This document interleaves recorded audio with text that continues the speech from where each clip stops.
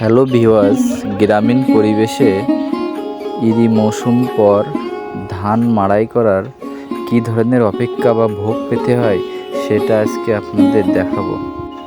এখন ধান মাড়াই করার মৌসুম, এ কারণেই সবাই চাল বানাতে তাড়াতাড়ি বা অনেকে সবাই ব্যস্ত লাগায় যে তাড়াতাড়ি চাল ঘরে নিয়ে যেতে হবে।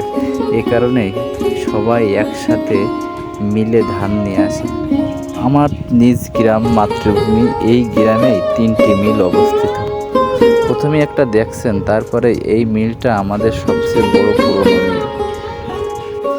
মিল মালিকরা যেন বিদ্যুৎ যতক্ষণ আছে ততক্ষণ তারা ধান মাড়াইয়ের কাজে ব্যস্ত।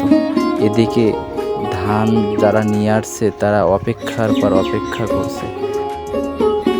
আমার নিজ গ্রাম প্রিয় হরিয়াননগর, এই গ্রামে 3টি মিলেই যেন ধান থেকে চাল মাড়াই করে বাড়ি নেওয়ার জন্য মহা উৎসব চলছে।